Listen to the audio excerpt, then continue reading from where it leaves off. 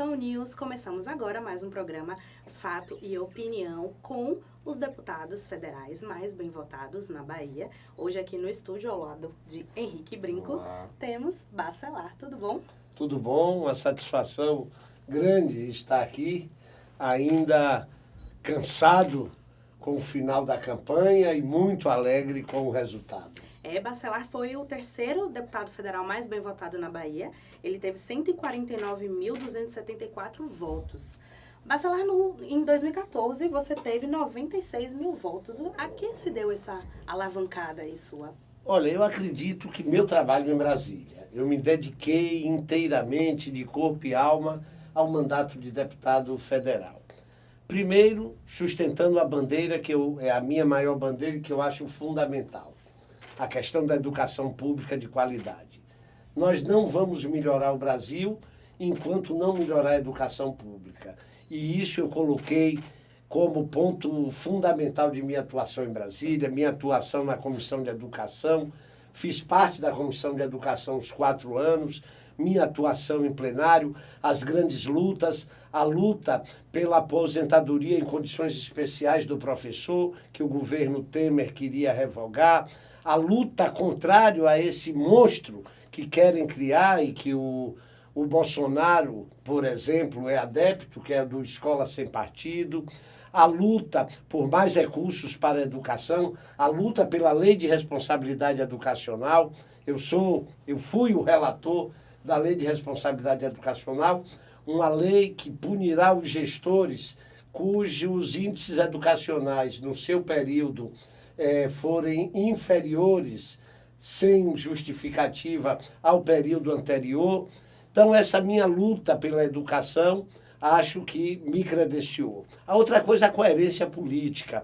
Combati a derrubada da presidente Dilma, acho que não foi o caminho correto, acredito que foi um golpe parlamentar e é uma oposição constante ao governo Michel Temer, porque as reformas que Temer queriam aprovar eram reformas contra o ainda insípido direito do trabalhador brasileiro. E eu sempre me posicionei contrário a isso. Por outro lado, associei minha imagem na Bahia a esse grande governador, ao governador aprovado pelos baianos, reeleito com mais de 75% dos votos, que é o governador Rui Costa. Então, eu acho que esse conjunto de coisas fizeram com que eu tivesse essa votação, que realmente é uma votação expressiva e que é um incentivo para eu continuar no trabalho. Deputado, a partir de 2019, nós teremos um congresso com ideias, com deputados com ideias bem diferenciadas. A imprensa tem colocado também que o próximo presidente, seja Haddad ou Bolsonaro, vai sofrer um pouquinho justamente para... mais pulverizado, né? Vai sofrer um pouquinho aí para aprovar as ideias de cada um, né? Como é que o senhor está avaliando isso? O que o senhor espera para 2019? Infelizmente, um quadro nada animador.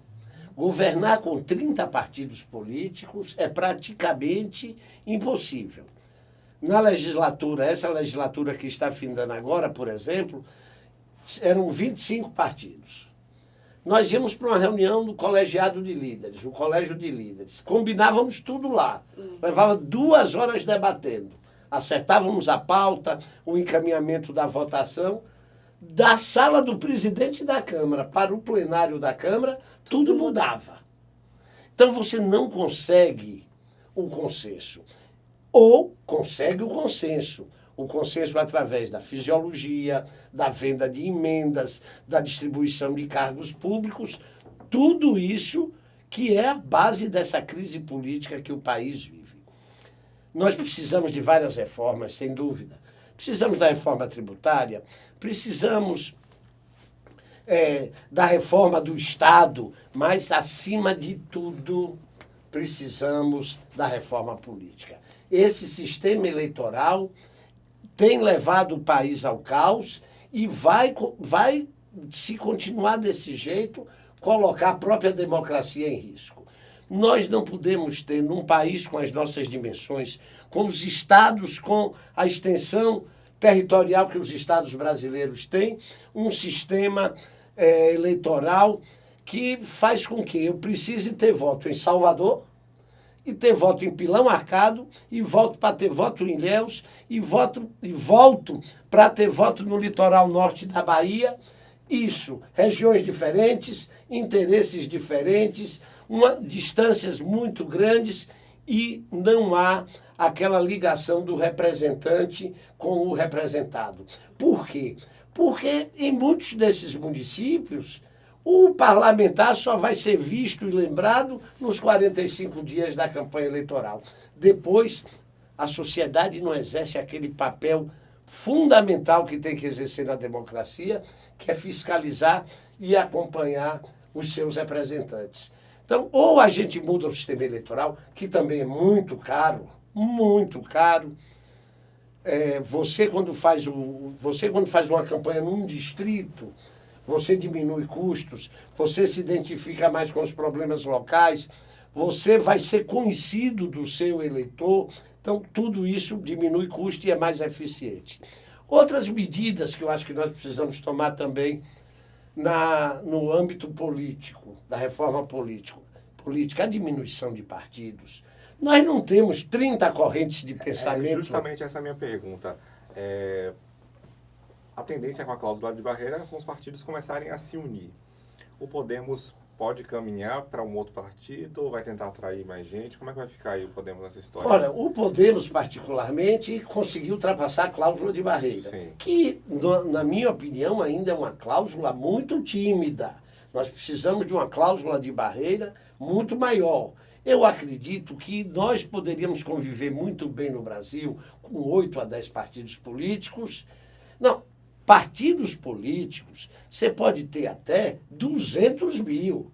Pode ter até cada cidadão brasileiro ser um partido político. O que não pode é ter representação no Poder Legislativo e no Poder Executivo. Representação só a partir de um determinado patamar, só a partir de atingir determinados limites. Porque senão vira isso, não é?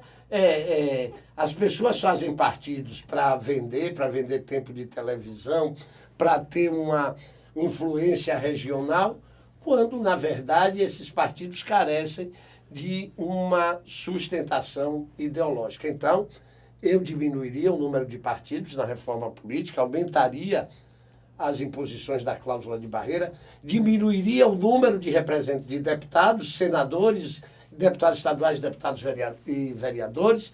Acho que temos um número excessivo, 513 deputados federais. Não é? Muito deputado. Acho que a gente pode voltar para quando, inclusive, Brasília foi pensada, cerca de 400 deputados federais. Para que 81 senadores? Justamente sobre essa é a minha pergunta. Assim, o senhor inteligentemente saiu. É porque, assim, os partidos pregam isso, né? Vamos diminuir os partidos, né? Vamos nos unir, o presidente não tem condição de dialogar com tantos partidos, mas ninguém quer fazer um movimento de se aglutinar em outros partidos. Então eu queria saber qual vai ser a contribuição do Podemos para esse novo cenário. Olha, dentro do Podemos, Henrique, há uma discussão que não há uma concordância total com a minha posição. Sim. O Podemos é um partido movimento, não é? É um partido que agrega causas, não é um partido ideológico. Sim. Então, isso faz com que nós tenhamos pensamentos diferentes, Sim. porque o que nos agrega é a causa. Em algumas causas a gente concorda, em outras causas a gente não concorda. A direção nacional do partido, por exemplo, defende uma liberalidade no número de partidos. Eu, pessoalmente, não, e voltarei todas as vezes por regras restritivas. Precisam ser regras inteligentes, porque um partido como o PCdoB, por exemplo, precisa ter representação, porque é uma corrente do pensamento, é um partido tradicional com quase um século de existência. Inclusive vai deixar E que agora está numa situação difícil. Mas volto a afirmar a você, internauta, que um dos problemas da democracia brasileira é o excesso do número de partidos. E o Podemos, como é que vai se posicionar aí em relação ao segundo turno? Olha, já se posicionou. Como eu volto a dizer, é um partido movimento que defende, primeiro, a alta participação popular, segundo, transparência e terceiro, democracia. Então, com esses 3 pilares, a direção nacional optou pela neutralidade e liberou que cada seção estadual, que cada liderança estadual tome o seu caminho em nome pessoal. Na Bahia, no meu caso, nós vamos apoiar a candidatura do presidente Haddad, porque não há outra alternativa. Nós temos, de um lado, um candidato a presidente que é contrário a 3 coisas que, para mim, são básicas. No Brasil, a única coisa que tem ainda funcionado é a democracia. Todas as outras coisas da sociedade brasileira estão em crise ou fracassaram. Então, eu não posso apoiar um candidato que é contra a democracia, que quer destruir a principal e a única conquista que a sociedade brasileira tem. O Jair Bolsonaro é um candidato com viés autoritário, antidemocrático, não sou eu que digo, são as declarações dele. Por outro lado, nós temos um outro grave problema brasileiro é os desequilíbrios sociais. Nós temos um país muito injusto do ponto de vista social. E o Bolsonaro é contra a inclusão social identitária. Isto é, ele acha que a inclusão social deve se dar de maneira geral para o país e não identificando raça, gênero, orientação sexual e região. Então, esse é outro princípio que ele defende e que vai de encontro a mim e de encontro ao que eu penso que é melhor para a sociedade brasileira. E, finalmente, ninguém sabe o que ele pensa sobre a economia. Ninguém sabe. O futuro ministro da Fazenda, num possível governo que tenha ele como presidente, diz uma coisa hoje, de manhã ele diz outra, uma hora ele é a favor do Bolsa Família, de tarde já é contra, uma hora quer recriar CPMF, de manhã desautoriza o Paulo. Assim, a mesma coisa em relação ao seu vice-presidente, briga toda hora com o vice-presidente. Então, eu não participou de nenhum debate, participou de um debate, salvo engano, mas não quer o confronto de ideias. Nós corremos o risco de eleger um presidente que não debateu com seus concorrentes, com seus adversários, as ideias. Então, a gente não sabe o que é que ele pensa. Então, por isso, a minha opção é pelo presidente Haddad. Agora, deputado, o senhor falou da reforma política, que é um tema muito polêmico. Agora, tem outra reforma que também vai ser muito discutida a partir do ano que vem, que é a reforma da Previdência. Né? Qual seria, na sua visão, o modelo ideal de Previdência, né, levando em consideração a crise fiscal que o Brasil enfrenta? Olha, o presidente Temer já quer colocar agora, não é? Ele estava dizendo que, a depender da volta aí, depois da eleição, ele já proporia novamente a malfadada reforma da Previdência. Eu não vou tapar o sol com a peneira e dizer que o país não precisa de uma reforma da Previdência. Precisa. Mas antes da reforma da Previdência, nós temos várias etapas e caminhos a seguir. Eu não posso propor uma reforma da Previdência contra o trabalhador, principalmente o trabalhador e a trabalhadora rural, quando tem um déficit de não sei quantos bilhões, quando o Itaú não paga as suas obrigações previdenciárias, quando o Bradesco não paga, quando o Banco do Brasil não paga, a Caixa Econômica Federal não paga. Eu não posso propor uma reforma da Previdência enquanto há uma caixa preta. Essa Previdência é uma caixa preta, precisa abrir a caixa preta. É mal administrada, precisamos mudar as formas de administração da Previdência. A Previdência tem imóveis que não sabe onde fica, aluga a casa quando tem um imóvel do lado, não sabe o seu patrimônio. Então, enquanto a gente não cumprir todas essas etapas, nós não podemos apenas querer punir o trabalhador. E nós teríamos coisas e atitudes paralelas a isso que ajudariam a conter o déficit da Previdência. A legalização do jogo. Por que no Brasil nós continuamos com essa hipocrisia que não legalizamos o jogo, os jogos de azar? Todo mundo joga nesse país. Agora, com a internet, o Brasil perde milhões e milhões de dólares. E por que a gente não enfrenta isso? O jogo do bicho, que emprega milhões de brasileiros, que deve, segundo estudiosos, movimentar cerca de 12 a 15 bilhões de reais por ano. Por que a gente não legaliza? Seria uma fonte de recursos para a Previdência. Por que é que a gente não cobra imposto do rico? No Brasil, quem paga imposto é pobre e classe média. O rico brasileiro não paga imposto. O milionário, o grande burguês brasileiro não paga imposto. Nós somos, parece que só tem mais um país do mundo que não cobra imposto sobre os dividendos. Quer dizer, quem pode pagar não paga imposto.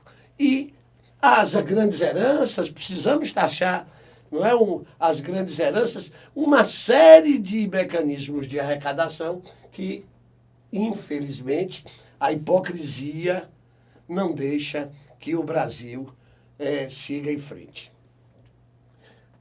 Alguém aí disse essa semana uma frase que a classe média alta brasileira sonha em isso aqui virar Miami, mas que, no fundo, a Casa Grande e Senzala continue para poder manter esses privilégios que são o grande impedimento desse país se tornar o maior país do mundo. Tem uma coisa fácil, me perdoe, que é o sonho. O Eduardo Campos tinha esse sonho, e também um sonho meu, no dia que a escola pública brasileira foi igual à escola do filho do rico, esse país será o maior país do mundo. Então vamos dar educação, vamos privilegiar a educação pública e nós vamos ver a revolução que esse país vai passar. Eu estou achando que o senhor vai para o PSOL, viu? Depois dessa cláusula de barreira. O senhor falou aí da legalização do jogo e aí me veio um link na cabeça. Muita gente defende, é um tema polêmico também, que a legalização das drogas, né, da maconha, poderia gerar... o produtor de maconha poderia pagar impostos, isso poderia gerar mais dinheiro para os cofres públicos. O que o senhor pensa sobre essa proposta? Olha, essa é um viés corretíssimo, geraria recursos. Mas tem o mais importante. A violência no Brasil é fruto dessa política antidrogas errada. Uma política retrógrada, uma política repressiva. 50% ou 40 e poucos por cento, eu não sei agora aqui, me perdoe o percentual correto, mas é em torno disso, dos jovens que estão encarcerados nessas fábricas de marginais, nessas masmorras que remontam ao século XVII, são pequenos traficantes de maconha. Não justifica você pegar um jovem, um adolescente, 18, 19 anos, porque estava com 100 gramas de maconha, 200 gramas de maconha, e jogar dentro de uma masmorra, dentro de uma prisão. Nós teríamos que enfrentar essa situação, volto a dizer novamente, essa hipocrisia, porque um dos frutos da violência no Brasil é essa política antidrogas, é encarcerar jovens negros que não têm acesso à educação, que não têm acesso ao mercado de trabalho, que não têm acesso ao lazer e que muitas vezes não têm famílias. É isso que nós estamos fazendo, condenando a juventude negra do Brasil à morte, ao extermínio. Precisa ter esse enfrentamento. E não é o Bolsonaro. O Bolsonaro é defensor de mais prisão, de botar mais gente na cadeia. Isso é um absurdo. O número de jovens que estão presos por serem pequenos traficantes. E o grande traficante continua aí, a grande droga continua aí. A gente está nas redes sociais ao vivo, vários internautas parabenizando a sua eleição. Esse é o verdadeiro Bacelar, isso mesmo, as grandes empresas devem... essa é uma mensagem do Emanuel Moraes. Isso mesmo, realmente as grandes empresas devem a Previdência e continuam sonegando, porque o povo tem que arcar com esse buraco. Parabéns a Celar, tamo juntos, parabéns a Celar, melhor deputado da Bahia, o homem que de fato defende a população. Bacelar, qual vai ser a sua principal bandeira? Eu sei que você tem muitas bandeiras, mas qual vai ser a sua principal, o seu primeiro projeto que o senhor vai apresentar lá na Câmara Federal nesse novo mandato? Eu vou lutar muito pela aprovação da Lei de Responsabilidade Educacional. Nós não podemos conviver. O Brasil precisa de muito dinheiro para a educação. Educação pública de qualidade só se faz com muito dinheiro. É caro. A educação boa é um serviço muito caro, mas vale a pena investir. Mas mesmo a gente batendo hoje aí em torno de 6,5%, 7% do PIB para investimento em educação, eu defendo que a gente chegue em 10%. Mesmo assim, o volume, Henrique, é muito grande. E ninguém é responsável. Quem é o responsável porque José, filho de Dona Maria, lá em Xique-Xique, com 15 anos de idade e analfabeto, 52% das crianças brasileiras chegam ao terceiro ano, com 8 anos de idade, analfabetas. Nós estamos acabando com o futuro dessas crianças. E criança sem futuro quer dizer que é país sem perspectiva. 52% das crianças chegam ao terceiro ano analfabetas. Nosso jovem está chegando na universidade sem saber fazer operações básicas, sem conseguir identificar no relógio analógico as horas. Não é? 70% não tem domínio das regras básicas de português, não sabe fazer uma simples conta de somar, diminuir e dividir. E, com isso, você está relegando essa população ao desemprego, com isso você está relegando essa população a não aumentar a produtividade. A produtividade da economia brasileira não aumenta. Enquanto isso, os outros países estão dando um salto. Nós só vamos atingir o que hoje a Coreia do Sul, o estágio que a Coreia do Sul está, em 2050.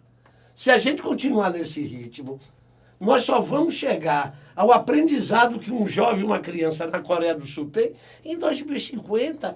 Isso é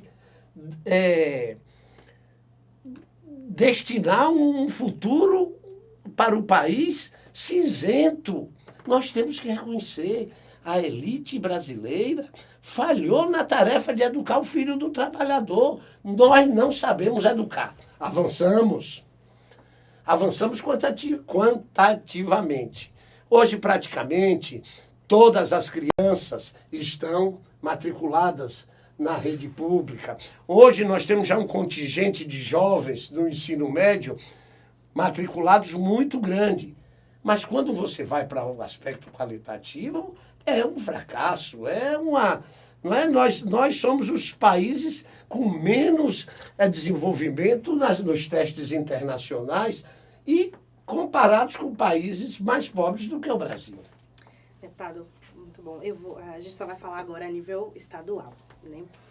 Em 2014, o senhor rompeu com o prefeito de Salvador, ACM Neto, e passou, né, para o lado do governador, que foi eleito, Rui Costa. Eu te pergunto, né, uma avaliação mesmo que o senhor faz desses seus ex-aliados. O que aconteceu com o grupo de oposição da Bahia, né, colegas do senhor baianos, né, não conseguiram se eleger, como Benito Gama, Aleluia, Embaçaí, aí do lado o governista Paulo Magalhães. Realmente foi uma estratégia errada do prefeito ACM Neto? Olha, a minha avaliação, eu atribuo a duas coisas. Primeiro, a associação desses políticos ao governo Michel Temer. Isso foi um terremoto. Onde eu chegava, em qualquer cidade do interior da Bahia, do jovem ao idoso, do comerciante ao trabalhador, a primeira coisa que me perguntava era: você votou contra Temer, não votou? Você faz oposição a Temer, não é? Então, eles se aproximaram muito de Temer. Eles são, na verdade, o governo Temer. Ministérios, todas as articulações, tiveram ministérios importantes. Eles se assemelham muito ao Temer. Essa é a primeira explicação. A segunda, o desempenho do governador Rui Costa. O governador é muito bem avaliado.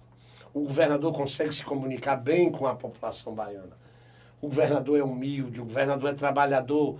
O governador conseguiu levar a Bahia nesse momento de crise, nesse momento que os outros estados não têm recursos para pagar salário, não têm recursos para nomear funcionários. O governador conseguiu manter os salários do servidor em dia. O governador conseguiu fazer concursos para a segurança pública, concursos para a saúde, concursos para a educação. E o volume de obras resolveu, em grande parte, os problemas de mobilidade urbana em Salvador. Problemas seculares que não conseguiam ser resolvidos. A exemplo do metrô, o governador conseguiu colocar o metrô nos trilhos. As grandes obras, todas as obras estruturantes em Salvador são do governo do estado. Obras pelo interior, estradas, infraestrutura, a saúde. O governador faz uma revolução nessa área tão problemática para o brasileiro que é a saúde. Então eu acho que a associação desses políticos a Michel Temer e a oposição que eles fazem ao governo Rui Costa fez com que houvesse um fracasso. E os resultados, contra fatos, não há argumentos. O governador fez mais de 2/3 da bancada estadual, fez mais de 2/3 da representação da Bahia na Câmara dos Deputados, os 2 senadores, e teve quase 76% de aprovação. O prefeito ACM Neto declarou, né, que vai apoiar a candidatura de Jair Bolsonaro para a presidência. Você acredita que seja mais um tiro no pé? Eu acredito de qualquer pessoa. Eu acho que quem tem responsabilidade com a democracia não pode apoiar a candidatura de Bolsonaro. Eu posso discordar de Haddad. E vou poder fazer oposição a Haddad. Haddad vencendo, porque a democracia continuará. Eu, discordando de Bolsonaro, eu não vou poder fazer oposição a Bolsonaro, porque o risco de acabarmos a democracia brasileira é muito grande. E não sou eu só quem diz isso. Os grandes cientistas políticos brasileiros estão advertindo. Os grandes cientistas políticos do mundo estão preocupados com a situação do Brasil. Nós estamos brincando com o fascismo. Nós estamos brincando com pilares que são fundamentais para a sociedade. Nós não podemos correr esse risco. E, volto a dizer, nós podemos fazer várias críticas a Bolsonaro, menos uma. Ele não é lobo em pele de cordeiro. Ele é lobo mesmo, porque ele tem dito isso claramente.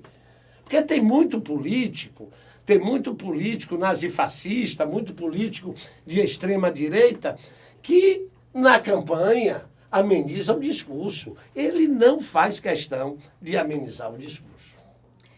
Deputado, só voltando agora para a questão secretariado, né? Eu sei que ainda está cedo para a gente falar, mas na eleição do governador, né, o seu partido, claro, né, pleiteou ali uma vaga em secretarias. Dessa vez o senhor teve realmente uma votação bastante expressiva. O Podemos tem um deputado estadual também eleito, que é Jânio Natal, e eu quero saber como é que o senhor vai entrar nessa briga também com esses partidos políticos que já estão aí. Olha, eu vou ser sincero, não tem aqui o que esconder. Nesse momento, eu estou ainda na euforia do resultado da eleição. No segundo plano, eu estou preocupado com a eleição presidencial. Agora, num terceiro plano, após o segundo turno, na hora que o governador convocar, nós vamos nos colocar à disposição. A democracia é assim. Quem vence a eleição, governa com os vencedores. Quem perde a eleição, vai para a oposição. No nosso caso, no Estado, nós ganhamos a eleição com o nosso grande líder Rui Costa. E esperamos participar do governo dele no espaço que ele nos indicar. Se isso não ocorrer, né, seria aí uma segunda tentativa. Na verdade, a terceira, né, porque ele depois fez uma reforma secretariado também. Se isso não acontecer, há uma possibilidade do partido deixar a base de Rui Costa? De maneira nenhuma. Nós estamos satisfeitíssimos com a maneira do governador administrar. Nós estamos satisfeitíssimos com os resultados da administração de Rui Costa. E mais do que isso, nós estamos satisfeitíssimos com o tratamento que Rui Costa nos dá. Ok. Eu acho que a gente deu para entender as suas propostas, né? Quero saber como é que vai ser essa história do Podemos aí nesse emaranhado aí político e desejo boa sorte. Né? De partido, desejo boa sorte para o senhor nesse novo mandato. Quero agradecer, parabenizar vocês. É importantíssimo esse serviço que vocês prestam à sociedade, de debater, de democratizar os meios de comunicação. E saio daqui agradecendo a você, eleitor, que confiou em mim e que me reconduziu novamente. Tenha certeza que vou trabalhar duro para corresponder a essa confiança e sair daqui alegre com uma coisa. Pelo menos eu vou voltar aqui para satisfazer a curiosidade de Henrique no que diz respeito ao Podemos. Então, eu ainda também levei essa vantagem na nossa conversa. Obrigada, viu, deputado? Boa sorte no seu segundo mandato. E você, internauta do Bocão News, acompanhe todas as notícias no bocãonews.com.br e também pelas redes sociais que estamos ao vivo agora. Facebook, Twitter e Instagram. Nós voltamos até lá. Valeu, tchau, tchau.